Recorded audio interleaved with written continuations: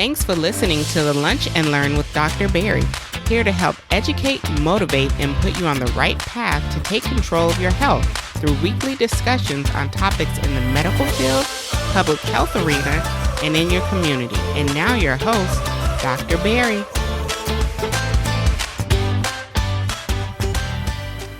Yeah, welcome to another episode of the Lunch and Learn with Dr. Barry. I'm your host, Dr. Barry PR, your favorite board-certified internist, founder of drbarrypr.com, as well as the CEO of PR Medical Consulting, helping you empower yourself for better health with the #1 podcast for patient advocacy, affirmation, and education. This week, we bring you Marlisa Brown, who is a registered dietitian. She's a certified diabetes educator. She's an author. She's a chef. Most importantly, she's the president of Total Wellness Incorporated, and she has been in practice for more than 2 decades, specializing in diabetes, obesity, cardiovascular, and GI-related disorders. She's taken care of over 24,000 patients, which is absolutely amazing.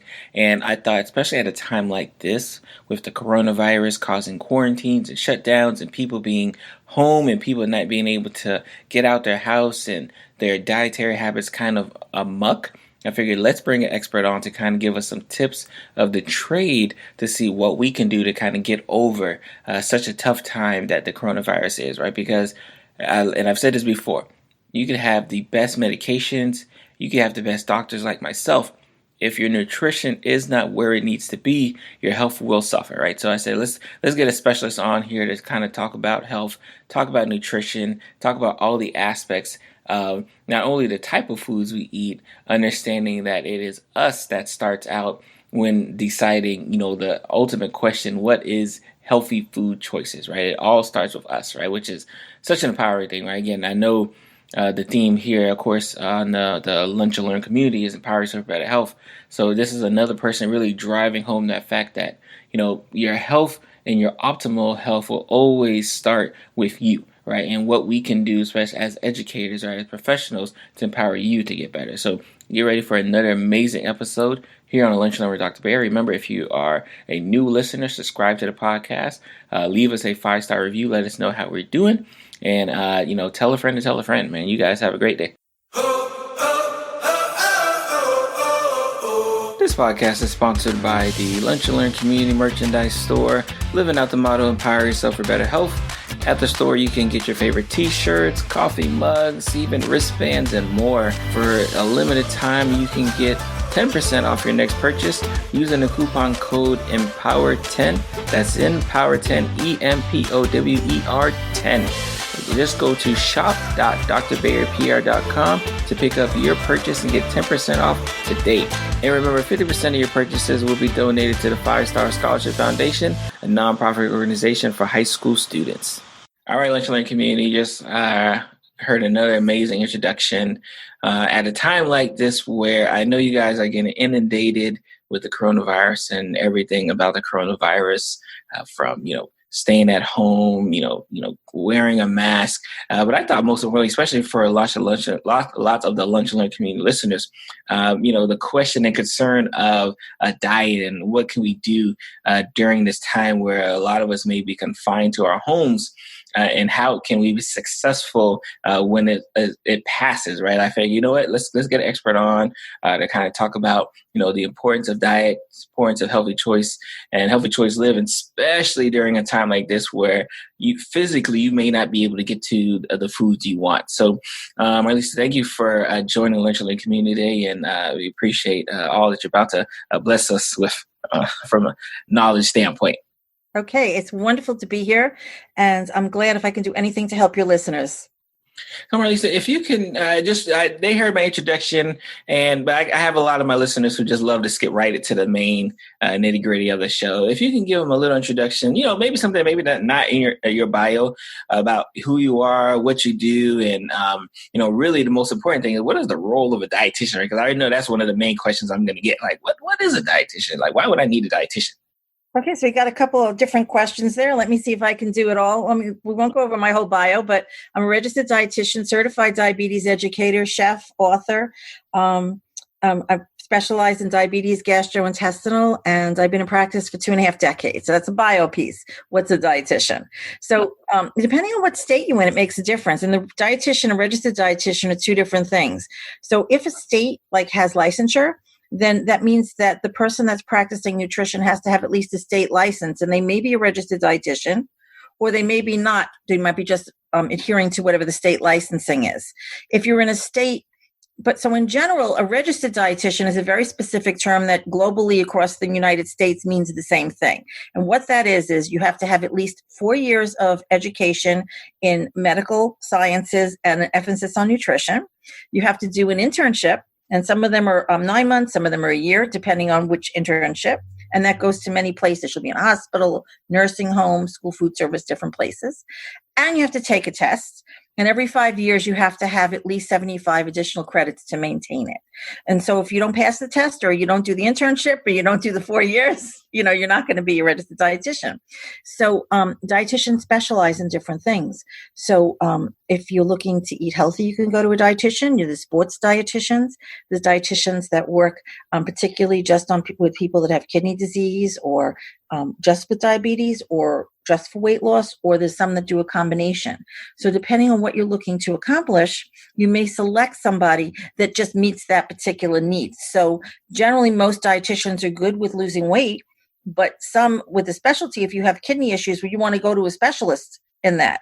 If you have food allergies and gastrointestinal problems, you want to go to a specialist, because they can actually help you figure out things that nobody else can, and make you feel better, or make your numbers get better, or make your doctors happier with you, because the doctors generally will send you the dietitian for the lifestyle piece, not just eating, but all the different modifications, where the doctor itself might just check your numbers and give you extra medication and such, but the dietitian can make it happen. Okay, so that's what the difference is, as you may already be familiar with. What's so interesting, especially, and I always talk to my colleagues about this as well, just the lack of nutrition that gets taught to us, the physician, during our training.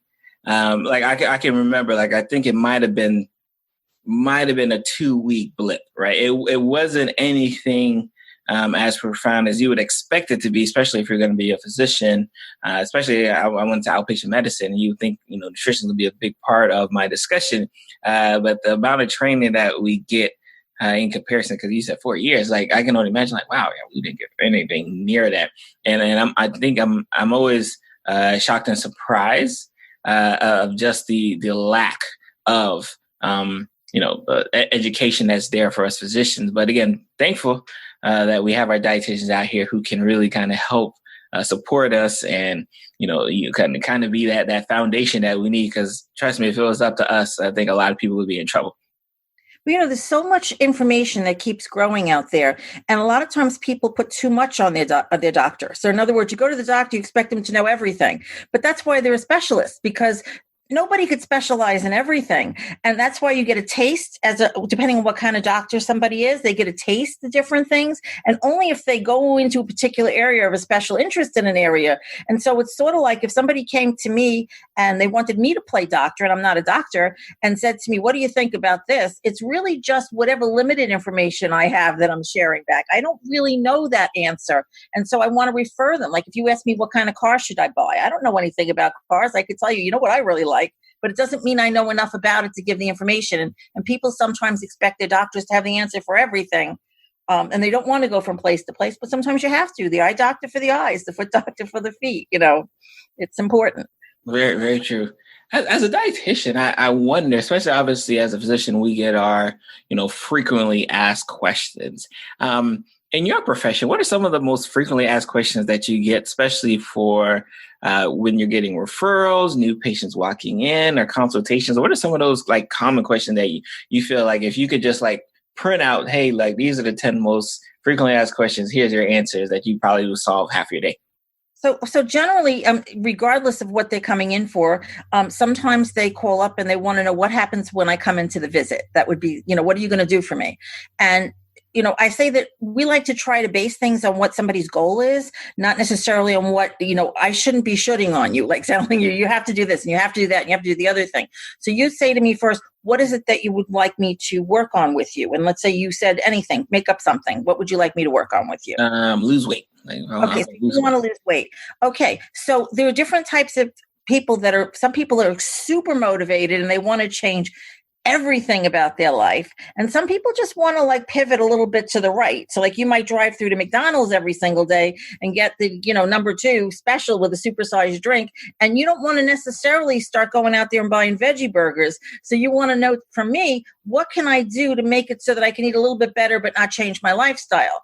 Or you could be somebody that wants to go all the way left wing and change everything. So the first thing I'll say to somebody is, how strict do you want to be on something, and what are your skills? And so I could help you with recipe modification. I can help you with menu development. I can help you identify patterns on your medications if you're on medications. Like let's say you have diabetes and certain medications will kick in so many hours after taking it, or certain types of insulin will do specific things. And I can help you identify the best times to eat, what types of combinations will work better, how to make it so you get less hungry or not have as many cravings, things that you can have instead of your cravings, recipe modifications. There's so many things that we can do, but it's all based on what you want me to help you do, not what I want to do for you. And I love that you really hit home on that, because I think a lot of times people really think it's like this one size fit all picture when it comes to being healthy, eating healthy, making life choices. And I love right from the beginning, you're like, no, you got to tell me what you want to do, because I can make up a plan, but if that plan is not going to fit you, you're not going to be successful. So I definitely love the fact that right from the beginning, you're like, no, you got to let me know what are your goals and what are your goals that you think you can actually obtain, so then I can help, kind of add on to that. So definitely love that aspect of the education. And you got to think about it. Did anybody ever come in your office, you look at their health history, and they smoke 3 packs of cigarettes a day? Right?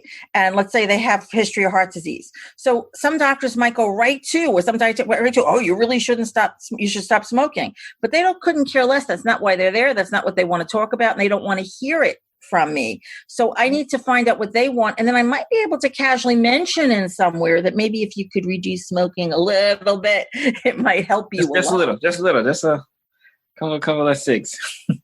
Just a little bit. Maybe we could just go a little bit less. But if I go right there and they're like somebody that I am never going to stop smoking, don't talk to me about smoking, and I go there and I'm going on and on and on, we're not getting anywhere. That's not what they came for. When you hear people talk about, especially, you turn on TV and they're always talking about make healthy food choices, make healthy food choices, make healthy food choices. Like what does that even mean? Like I get that question a lot. Like, doc, I need to eat. I need to eat more healthy. I have no clue what that means. Okay, that's first off, that is a great question to bring up, because one of the things that a lot of people say when they first come into the office, when they sit down in front of me, is I know what I'm supposed to be doing. I'm just not doing it. And I'd say to you, 90% of the time, the answer is that they don't. That what they think that they should be doing, or what they think they have things labeled good and bad in their head, and that's where they're going to. What healthy eating means is that you're providing foods with nutritional quality. They're going to meet the genetic needs of your particular body. So, for example, if everybody in your family lives to be 110, even though they have high cholesterol and then they're overweight, chances are cholesterol and weight isn't a risk factor as much in your family. It is in somebody else's family where everybody died at 35 years of age with high cholesterol. And so we would want to be much more aggressive with foods that are going to lower your cholesterol and reduce your risk of heart disease for the individual with the history of the families dying earlier, and maybe pick something else for the individual whose family history is not tied to that. So we want to know a little bit about you, a little bit about your family, a little bit about your lifestyle. And then what we do is we try to pick things that meet the needs. So let me make an example. So let's say, somebody comes in and they have high cholesterol, they're overweight, they have a family history of heart disease. And let's say that they are not good cooks and they use a lot of fried food and a lot of fast food. Okay, so an improvement for them because of the cholesterol and the heart disease would be for me to identify ways that they can have similar foods that they like that are less in fat and higher in fiber, so that this way that they can lower their cholesterol and reduce the risk of heart disease. Maybe increased fluids, because your blood gets thicker and stickier when you don't drink enough of clear fluids. I'm not talking about Coca-Cola or something. Okay. No sodas. And then we'd also talk about things like stress reduction and increasing physical movement and other things that are contributing factors of heart disease. So we would look at what we're trying to accomplish and then determine healthy eating. We might include more colors in fruits and vegetables because we have found that happens to have a positive antioxidant effect on reducing incidence of coronary heart disease. So we would identify healthy foods is not the same for every person. We all know that fruits and vegetables can be healthier. But if I have diabetes, drinking fruit juice all day long is not healthier for me because it has a lot of sugar. So we want more produce, we want more fruit, different colors, we want more whole grains, but we want to split them up in a way that achieves the overall goal of the health of that individual. So if somebody is very heavy and they've tried many, many diets, we don't want to just go on calorie deprivation, as a method of weight loss, because you know how that goes. They're going to lose weight, they're going to gain weight back because they're going to get so disgusted. So I came up with something that's called the dilution factor for those individuals. So my dilution factor, and I'm going to be writing about that too, is we take foods, let's say, that have a lot of calories, okay, that somebody might like. Let's say pasta. Do you like pasta? Yeah. Okay, so let's use pasta for example. And what we do is, like, if I took a plate of pasta and I filled it up with pasta, which most people like, it's like 2 to 3 cups of pasta, which is equivalent to 6 to 9 pieces of bread. So it's a half a loaf of bread. Oh, so wow. That have a lot of calories. I'm not saying bread is bad, but I'm saying it's a lot of calories. Then you put your meat and whatever else on top of it. So what if I took a food like pasta or something, or potatoes or something that's heavier, and I mix it with something that's lighter and make the whole plate fill up? So if I was going to do, let's say, spaghetti with white clam sauce, maybe I'd put 2 cups of broccoli in, with the pasta. Okay. So they're still getting that same amount of food. The plate's full. The plate's full, but it's not all pasta, but it looks like it's all pasta. Or maybe if it's spaghetti with meat sauce, maybe I mix spaghetti squash with spaghetti, because spaghetti squash by itself doesn't really taste like spaghetti. But when you mix it with the spaghetti, you can't tell that it's all not spaghetti. So maybe I do 1.5 cups of spaghetti squash, which is just a vegetable of 30 calories or something a cup, and I mix it together with 1.5 cups of the regular pasta or a cup of a regular pasta, and then put my sauce on the top. So maybe we can find a way of diluting a food that has more calories. Not saying that pasta is bad, but too much of anything is bad. And so therefore we've diluted it down to the fact that you're having a vegetable now, you're still having your pasta, it tastes the same, it's just as enjoyable, you don't feel deprived, and you're able to live like that. And that's the whole purpose of trying to find things that somebody could live with. And everybody's going to go off to the dark side every once in a while. I say, like, just one more jelly bean is my theory. So you sit down, let's say, usually, if you're feeling a little stressed, you eat a couple of jelly beans, and then you eat some more jelly beans, and then you eat some more jelly beans. But what happens is that most of the time when we keep eating, even when we feel sick from a food that we usually like, it's because we're eating because we know that jelly beans made us feel better, but the reason that we feel bad isn't because we're hungry. And so our mind says, if we eat more jelly beans, I'm going to feel better. But you're never going to feel better because you're not fixing the thing that's the problem in the first place. So we have to get away from that deprivation thing and fill the hole with something else. That's amazing. Especially, I love that. I love that train of thought, because typically whenever you approach the subject and say, hey, I need you to eat better and you change your lifestyle, people automatically go to, all right, now I'm going to have one small quarter-sized piece of meat. And once, they always think all right, now my plate is shrinking down to the mini-me. And you're like, no, you can still have that full plate. We just have to kind of replace some of those, or exchange. I'll say exchange. We just have to exchange some of those, heavier foods that aren't really helping you get to your ultimate goal, and replace it with some better foods that eventually will. Right. Especially, let's say you're going out tonight and you love the chocolate cheesecake where you're going, right? So that's not the night that you ordered the fried calamari and then the double, lasagna and then the cheesecake. You say to yourself, I really want that cheesecake. Okay. So tonight I'm going to get the chicken franchise with broccoli and a side salad instead of the extra pasta because I want that cheesecake. And then the next time, if you want the pasta, you get the pasta, and then you don't have that cheesecake. See, so it's sort of like you kind of predetermine. people sometimes will say something to me like, I don't eat, I eat the same every day. And then they don't, of course. And then so like some Monday, but they eat the same kinds of things. Like they'll say to me, so they'll have pizza on Monday. And they'll say, well, I don't eat pizza every day. Okay. And then Tuesday they'll have sausage and peppers. They'll say, well, I don't eat that every day. And then on Wednesday they'll have like a double thing of pasta, with meat sauce. They say, well, I don't eat that every day.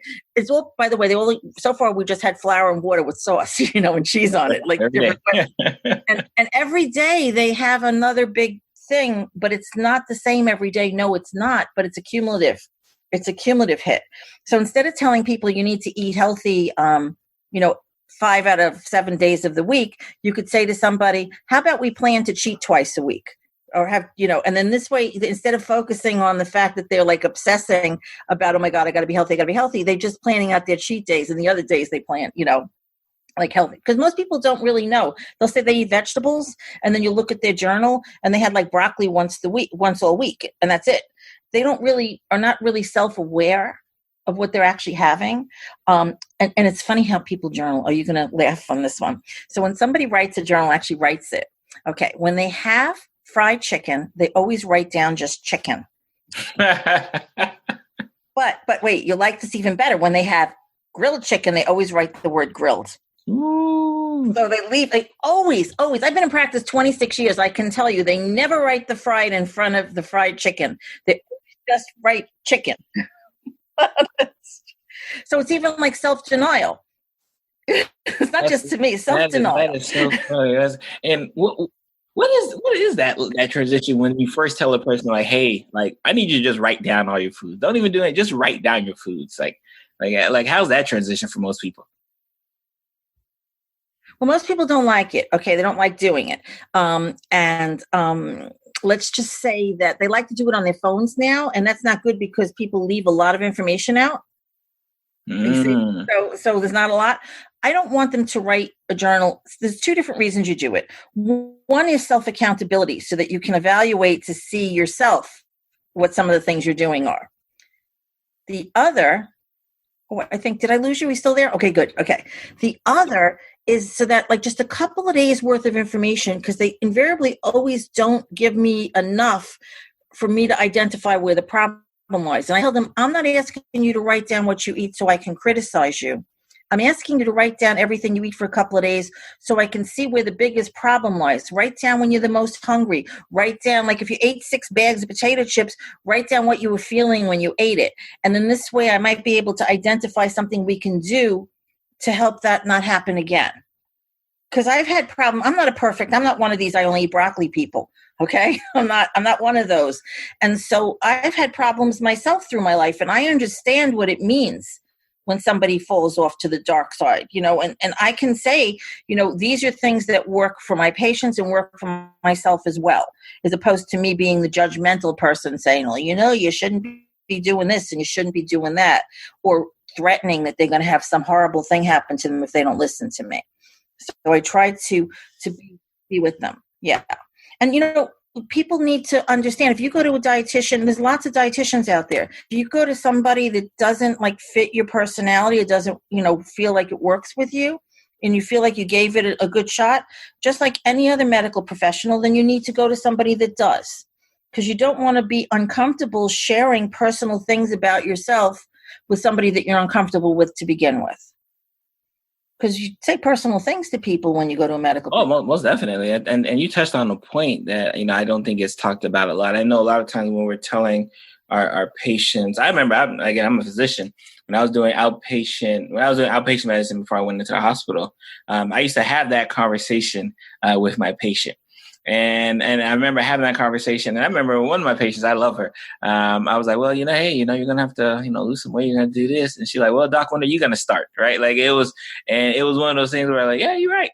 Like it's one of those things where, yes, you can be on this same side and, be dealing with some of the same stresses that someone else is dealing with. And sometimes that does give you a little bit better insight of, why they're successful and most importantly, why they're not successful sometimes. Well, it's interesting that you brought up the weight, because like one of the things I find is that most women have carefully hidden their weight number, heavy women, from their husband for years, most of the time, or their boyfriend or whatever. They don't like them to know how much they weigh. And if somebody comes in with their spouse and the first thing that happens is somebody asks them to get on the scale, it starts, first of all, the wife has been hiding that, and then the husband like, what do you mean you weigh 240 pounds? Like that starts a whole negative approach right there. But then the person's on the defensive before the doctor even works in the room. So I always ask, if somebody comes in with somebody, would you like me to kick your husband out? Or would you like me to kick your wife out? Now, the husband invariably will always say something like, what do you mean kick me out? And the wife, if she doesn't care, say, I don't care. He knows how much I weigh. Or she'll smile at me and like kind of look at me with that face. And then I said, well, you know what? You should probably go out for a minute. And I throw the guy out, not, she doesn't do what I do. And then when it comes to talking about weight, I never say to somebody, you need to lose weight. What I say is, ask them what they want. They tell me they want to lose weight. Or if it's important for them, I'll say, let's say you have diabetes and you're overweight. I'll say, you know what? It's a good thing that you're overweight. And you'd be like, what? I'll say, it's a good thing you're overweight because we got something to work with. If you were already thin and exercising all the time, we wouldn't be able to work with that. I got skinny people in here that exercise all the time, and they can't work on that. The only thing we could do sometimes is take away food and give them more medicine. But because you're overweight, we got something to work with. Different angle instead of me, pointing. These are the list of things that you're supposed to be doing. Less defensive. I love it.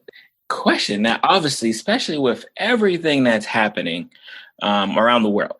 But most of especially here, right? When you have cities and counties and states under what essentially is lockdown, right? In quarantine in the sense, right? Where their ability to eat at their regular pace, right, has been completely affected, right? Where typically they would maybe skip breakfast and just eat lunch and maybe dinner, something like their whole day has changed because maybe now they're like confined in the home. What has been what would you say has been some of the challenges of this new era that we're in, at least at this moment, especially for Lunch Learn listeners, depending on when you listen to this episode? Where, like I can't go to work anymore, which means I can't typically eat the salad I would usually eat at lunchtime. Like what has been some of those challenges of being kind of confined in the home now, as far as our diet and our just kind of our food choices? Well, okay, we got a couple of things here. So first off, they're not going to work anymore, a lot of people. So they're stuck in their homes. So the first thing that I would talk about is when you bring food into the house, how to make sure that they're keeping it safe. So it's not like if the outside container, the packaging is contaminated, or the food, like let's say it's fresh produce, to wash it just to make sure, because you don't know who else has handled it and things like that. So we talk about the safety purpose on the food. And then the second piece that we talk about there is to try to have some sort of a schedule. So I'll talk to them about what they might already have in the house, because not everybody has the same availability. I mean, I saw people like fighting in the supermarket for toilet paper. I mean, seriously. Have you ever lived through anything like that? That we try to talk? No, I mean, toilet paper. I mean, so we try to talk about availability. So if they're not somebody that usually buys fresh food and they usually buy frozen, let's say, things, and they're not available, what can we substitute for that instead? Like, what can you have for breakfast every day? And so certain things that have been more available would be things like cereal. Sometimes there are eggs available, sometimes there's not. Sometimes there's frozen waffles available, sometimes there's not. Sometimes there's muffins, sometimes not. So we'll talk about what they have. And if they bought, let's say, muffins, and they're these giganto muffins and they're trying to lose weight, and there's like 800 calories in a muffin, a half a muffin might not satisfy them. So I might say, well, we're going to have a half a muffin with something. So depending on what they like. So it might be a half a muffin, and if they got a yogurt, I saw yogurts in some of the stores, or it might be a half a muffin with a little bit of cottage cheese, or it might be a half a muffin with a hard-boiled egg. So we'll try to make a combination so they don't have this 800 or 1,000 calorie muffin for their breakfast, and we'll try to come up with things for snacks. So being confined in your house makes a lot of things that happen. You could be a stressed eater, and if you get stressed, you might go to eat. You might be worried, and that might make you want to go and eat. When you go to eat and you don't have normal things, you might eat like a whole pound of cheese if that's what you find in your refrigerator. And so we have to plan out the day ahead to have a bunch of snacks available, ready to grab when they go down there to that refrigerator to grab something, there are things that they can have that won't be as bad. So if you're like, let's say you like nuts, I don't know, but let's say you do, and you were eating handfuls of nuts, maybe we'll mix those nuts with something like popcorn that they might have in their house, or with something with like a very light cereal, so that when they go for a handful, it's not a handful of just pure nuts and higher in calories. It will be diluted with something. So we plan around the things that will make it easier for you. So I tell everybody to make sure you drink enough water, to make sure that you stick to some sort of schedule, to make sure that you have snacks and healthy foods available to you, and that if you go to the dark side because you're really stressed out, that's okay, as long as we're able to pull out and start putting some healthy things back into your eating. And if you don't know how to cook, let's say, fresh vegetables, and you're only used to buy frozen and there's no frozen, then I'll tell you some simple things like how to make something fresh and quick. So like, for example, any vegetable that you buy that's like a hard vegetable like cauliflower, broccoli, just cut off the hard part or shred down the hard part of the stem, cut it up, put it in a glass type of a bowl, put a tiny bit of olive oil on it, cover it with plastic, and microwave it for like 10 minutes. And then you'll have a vegetable that you can add like some sort of a sauce or seasoning, even if it's a light salad dressing to it, to give it a taste without having to have frozen if you couldn't buy frozen. So we try to find an alternative for them. If like for chicken, let's say you were able to buy chicken, but you couldn't find anything else, and you cooked 10 pounds of chicken breast. Okay. You don't want to eat 10 pounds of grilled chicken, do you? So we'll talk about things you can do. So let's say Monday, we have the grilled chicken with like a small potato and some salad. And then on Tuesday, we slice up the chicken and we mix it together with different vegetables, and we do like a stir fry with a little bit of rice. And then Wednesday, we take the chicken, we made chicken salad out of it. And then Thursday, we put a little bit of barbecue sauce that we had in the refrigerator with a little bit of corn, and we had that with, let's say, green beans. And then on Friday, we threw it into some chicken broth with some vegetables and made chicken soup. So we don't have to eat the same food, if that's the only thing that we got, over and over and over and over again until we're so sick of it we never want to have chicken again. So those are some of the things I talk to people about. And I know it's a lot of thought. Sure. Oh, no, I absolutely love it, because I don't know. You like chicken? I love chicken. Absolutely. And honestly, I could probably eat chicken every day.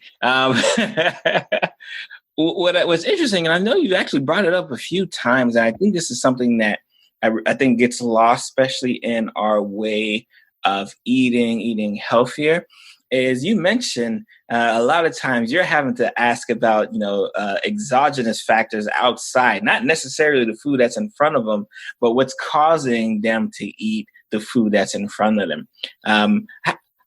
Is a good part of your discussion, especially when you're having a consultation and you're talking to your clients, just kind of discussing the mindset of, the approach before they're eating, while they're eating, after they're eating. Like how much of the discussion that you have kind of focuses not just like whatever happens to be on the plate, but just the mental aspects associated with everything.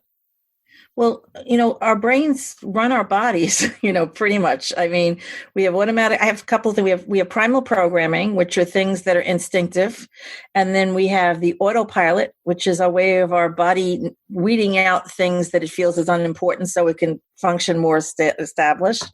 And then we have those daily distractions that, happen every day that get in the way. And then we have the unexpected interruptions. And all these different pieces are part of what makes a person function and move through a day.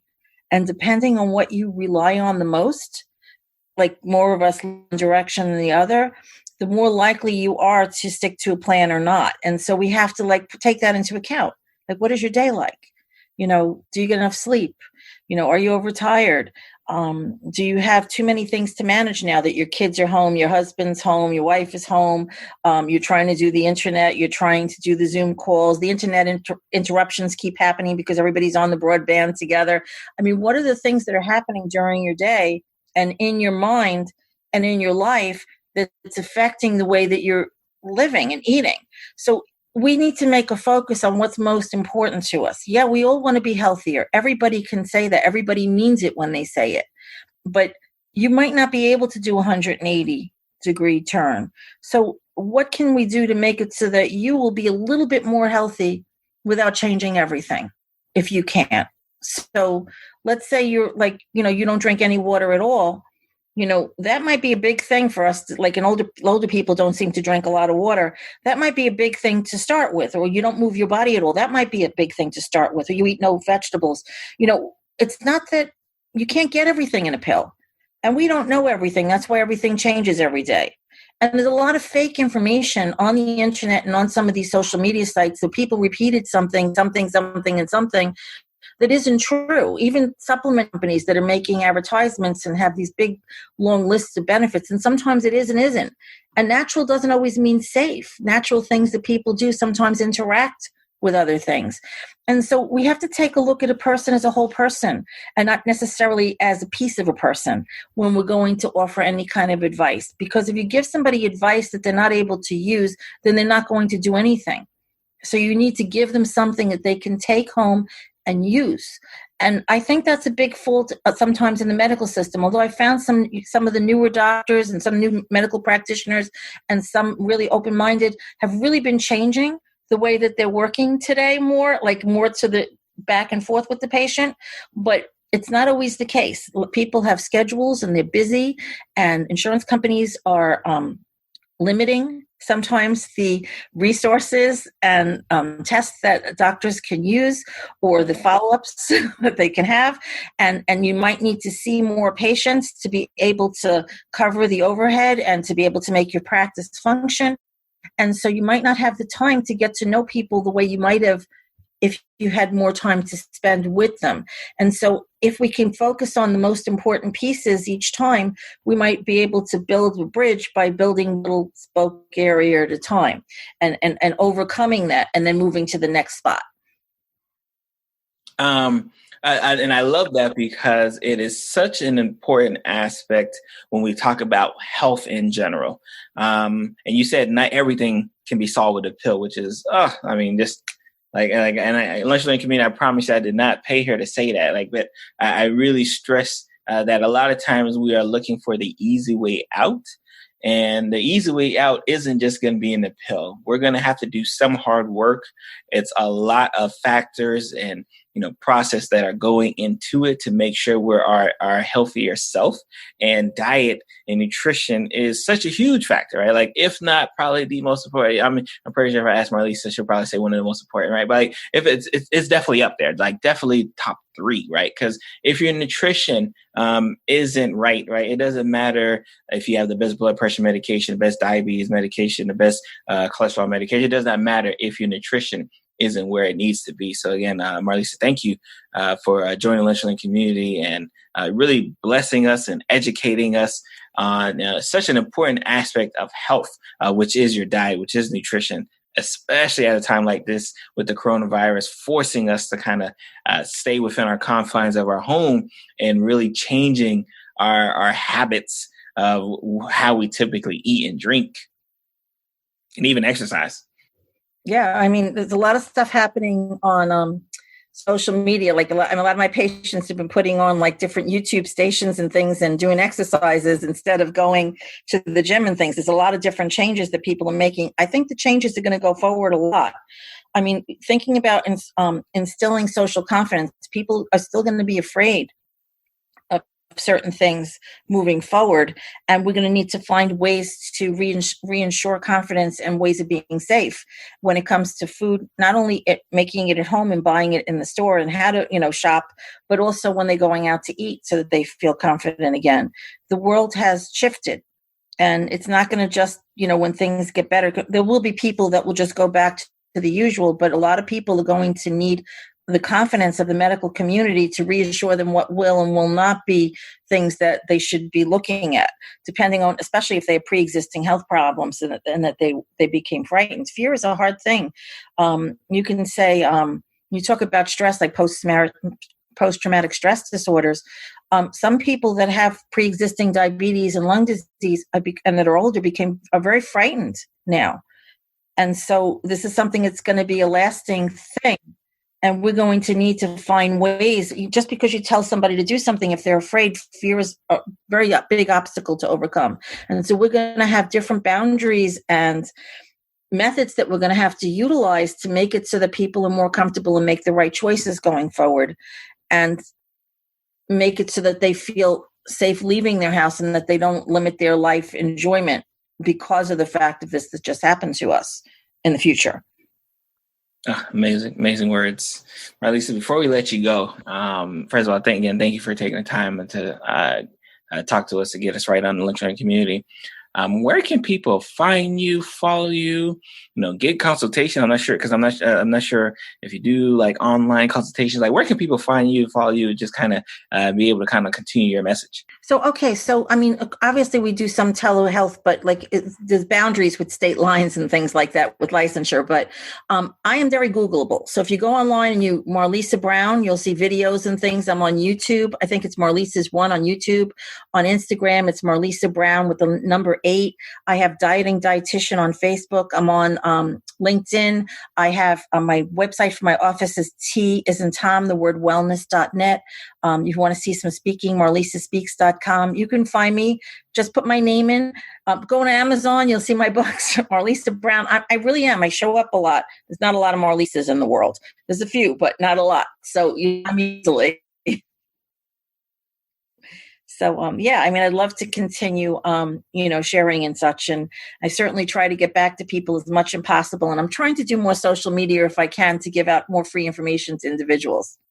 Yeah, no, bless. And now, again, before I know I just said that, but as far as your books, is there any one that you would recommend readers read first before they get all of your books? Is there any one that you say like, oh, start with this book first and then like buy the rest later?